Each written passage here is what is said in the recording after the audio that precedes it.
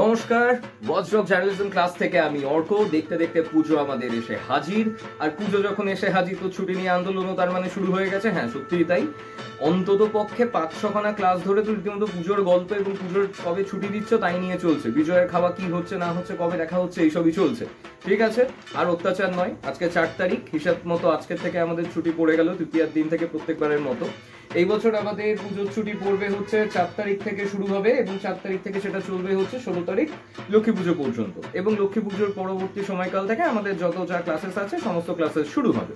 যারা নতুন ছাত্রছাত্রী, যারা ভর্তি হওয়ার জন্য কল করছো বা যাদের সাথে কথা হচ্ছে, তারা প্রত্যেকেই পুজোর পর ডেফিনেটলি কমিউনিকেট করবে। দেখো, পরীক্ষার সময় না এক্সাম্পল খুব একটা ইম্পর্টেন্ট ফ্যাক্টর হয়ে দাঁড়ায়।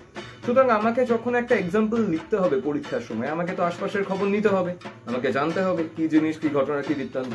তো এইবারে আমাদের কলকাতাতে, এবং শুধু কলকাতা হয়তো বলা উচিত হবে না, আমাদের গোটা শহর অঞ্চলে আমরা বেশ অনেকগুলো ধরনের কনসিস্টেন্ট অ্যাপ্রোচকে আমরা দেখতে পাচ্ছি। বহু ক্লাব তৈরি হয়েছে, বা যেরকম ক্লাবগুলো পুজোটাকে আর পুজোর বারোয়ারি পুজোর মতো করে দেখছে না, তারা এটাকে একটা ইকোনমিক্যাল ফাউন্ডেশনস ওয়েতে দেখছে। হ্যাঁ, আশা করি সাস্টেনেবল ডেভেলপমেন্টের অ্যাপ্রোচ এটাই বলে যে যখন নাকি কালচার চলে আসে একটা ট্র্যাডিশন পেরিয়ে একটা ইকোনমিতে, তো তখন সত্যি সত্যি তার কিছু না কিছু পরিবর্তন তো হবে, এটা ভীষণ স্বাভাবিক কথা।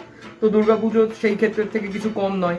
কলকাতায় না এইবার থেকে পিআর সিস্টেম শুরু হচ্ছে এবং পুজো ম্যানেজমেন্ট ইভেন্ট সিস্টেমগুলো শুরু হচ্ছে। যে কটা বড় বড় পুজো রয়েছে তাতে অ্যাডভার্টাইজমেন্ট দেওয়া থেকে শুরু করে তাদের অ্যাড প্রমোশন, তাদের ব্লগ প্রমোশন, প্রত্যেকটার জন্য কিন্তু ডিফারেন্ট পার্টগুলো কিন্তু চলে এসেছে।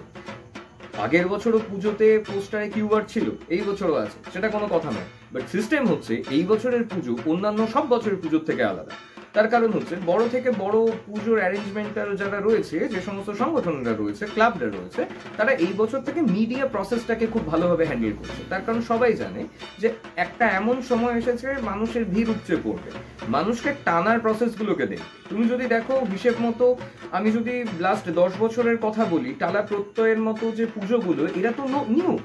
আজকে একটা সময় ছিল চেতলার নামে কিন্তু কাজ করেছে, বাট এখনকার দিনে ব্লগ সিস্টেম বলো এবং যে একটা কমিউনিটি ব্লগিং বলো, ডেভেলপমেন্ট জার্নালিজমের পার্ট এরা, সিটিজেন জার্নালিজমের পার্ট এরা। সুতরাং এরা তো মানুষকে অ্যাট্রাক্ট করছে, এবং যেহেতু এই জিনিসগুলো অ্যাট্রাক্ট করছে, এগুলোকে চাক্ষুষ দেখার একটা চেষ্টা করো। তুমি যেদিকেই যাও না কেন, মাথায় যেন থাকে পড়াশোনার জন্য সবকিছুর মধ্যে রয়েছে, পড়াশোনাটা যেন সবকিছুর সাথে থাকে। ঠিক আছে, পুজোর সময় বেশি পড়াশোনার কথা বলা উচিত না। আশা করি সবাই পুজো ভালো করে কাটাবে।